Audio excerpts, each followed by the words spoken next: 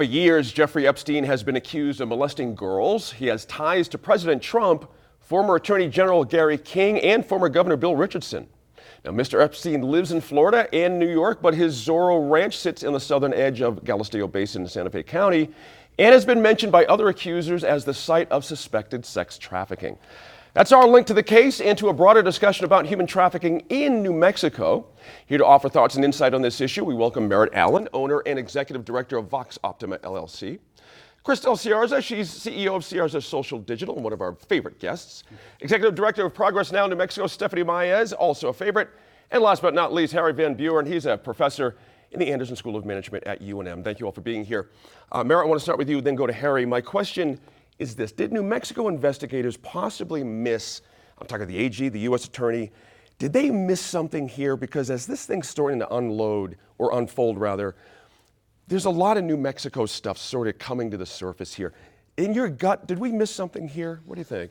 I think if this were coming out, if this had happened in 2017, we would say, yes, we missed it. I think the climate at the time, it was considered kind of a non-issue because of labels. Also, by the way, am I really not one of your favorites? Pardon me. Of course you are. Of course you are.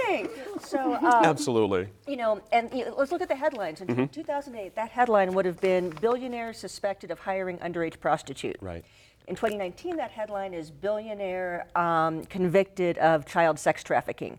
That's very different. Right. That's very different how we look at that. That's right. And of course, we had our own unfortunate bust of sex traffickers in a motel in East Central. And I think the biggest issues we have as citizens, as neighbors, is we're either blind to it or we're complicit. Right. So it's That's easy right. to not see. Yep. And there's a market for it. Right. And I think the shaming and the prosecution of that market is something that we have to address.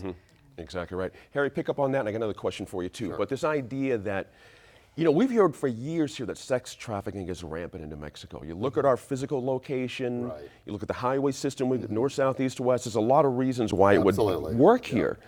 But did this guy get a pass possibly here in New Mexico because of who he is? Well, it seems that way because he was temporarily listed on the sex offenders registry for the state, and then mysteriously he was taken off from that. And I think it really speaks to a lot of the issues of power when we think about sex trafficking, that it's not about the sex, it's about the power and that massive imbalance. And picking up a Merritt's point, things have changed from where we were 10, 11, 12 years ago in terms of how these things are named and how they're described. But the underlying phenomenon really remains the same, of powerful people, particularly powerful men, taking advantage of the desperation of other people. That's right. And we were talking in the green room a little bit before this. This is a global problem. It is very much a global problem. Giant. I think most folks would be shocked if they realize how big it is. And again, here in New Mexico, certainly as well. And Crystal, pardon me, we hear a lot about drug trafficking. So I have the same question, same line of thought here.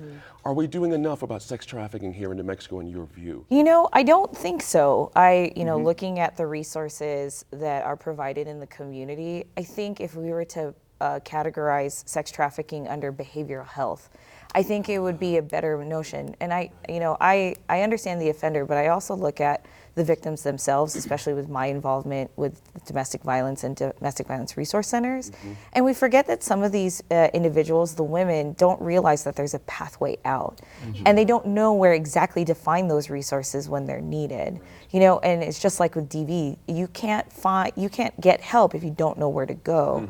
And yes, there's hotlines, and I appreciate, how the Attorney General has an entire initiative on drug trafficking, sex trafficking, et cetera.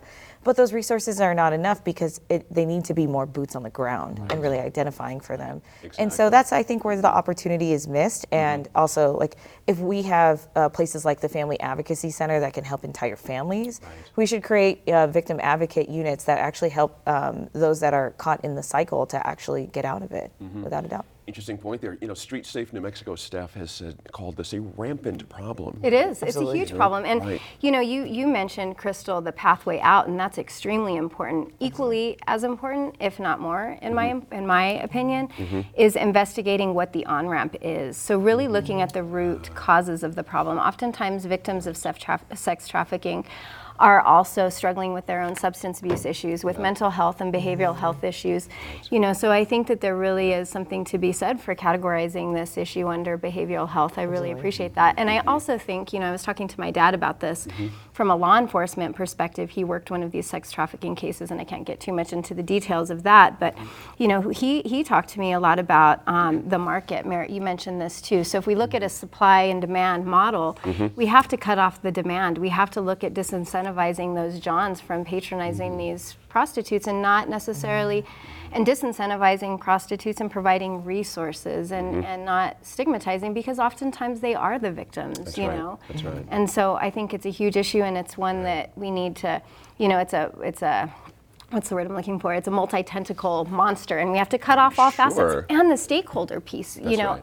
Everybody who's a party in this industry needs to be held accountable, from the people, the owners of the motels to the people on the websites. I know you're getting cued to. That's all right. That's all right. I was enraptured by what you were saying. Thank you. And Merritt, the idea, and Steph just kind of hinted at this, to color the idea of how big it is locally. You got 2 clowns in Albuquerque making $200,000 worth of 7 cash months. in 7 months. Prostituting young girls on Central Avenue. Any state employee. Right, Yeah, right. I right. mean, it's incredible, but that tells the tale on everything you're talking about here. That money has to come from somewhere. That's not one guy soliciting all these young women. That's a whole, you see what I mean? It's an operation. Exactly It's an right. operation. It's an industry. And there's a willing customer base, and that's the part that's really distressing. And I'd like to just share an example from my Navy experience where you can see what you consider a very conservative, upright society just be completely ignore an issue. My first duty station was a naval base in the Philippines. And this was 30 years ago, and it was rampant. Right, right. And it was not just rampant, it was accepted. Navy doctors went out in town to the bars to medically check the girls. Wow. Their Chiefs Club would have strippers every week on Friday at lunch. I was a 20-year-old doing barracks inspections, and I'd find a 17-year-old girl, and I was supposed to throw her off base, and I'm like, what am I throwing her off into? Wow. And then where I really got agitated, there were 2 levels. One, on a military base, your social life is around the base, which meant my dating pool as a 20, 21-year-old were my fellow officers. So I kind of made a health and personal health decision. If you think it's okay to pay a 16-year-old for sex, I don't want to hang out with you.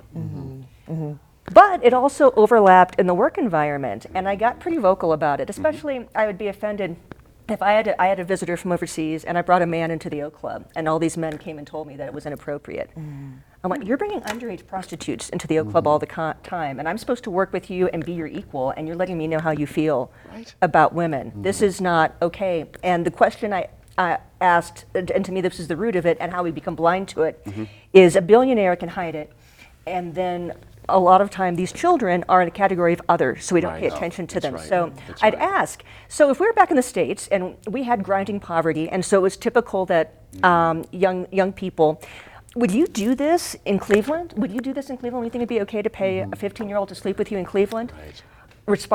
Number one response, well, that's different. These are little brown girls. No kidding. So you're racist, so they're kidding. others. So it's, and the Navy has come a long way in 30 years. I'm very happy to say, I think the rest of the military has. This is no longer the norm, but it's so horrifying to see how easily it can slip into normal life. And professional women, female military officers just accept it because there's nothing else to do. It's overwhelming, I'm sure. So she Absolutely. brings up a really good point too, because third world countries do, obviously it's a trade on its own. And one of the things that kind of to put into the discussion is, Thailand, for example, saw a genuine problem with human trafficking. So they legalized it to a certain degree and started to regulate it. At what point do, obviously that's not the best case scenario for us in New Mexico or here in the United States, But at what point does our government actually step in to bring additional light into the fact that this is a Like the huge war on problem? drugs, Right. reduce demand. That's right. Yeah. That's right. Yeah. We'd have to move on, unfortunately, but at some point we're going to pick up this idea of this elite immunity. You know what I mean, for these people Very like much the so. Epsteins of the world. And we've got to figure this out because people are taking cues from these kind of stories. And what You it know I mean? does is It's it crazy. really increases cynicism in the system when Thank you. people look at what Epstein has done, but also people like Acosta signing off on this system. And yes, mores and ethics have changed, but they haven't changed that much. Thank you. Good last note there. After the break, we dig in on climate change with Senator Tom Udall and then again in this month's Our Land. We'll be back with these guys in just a bit.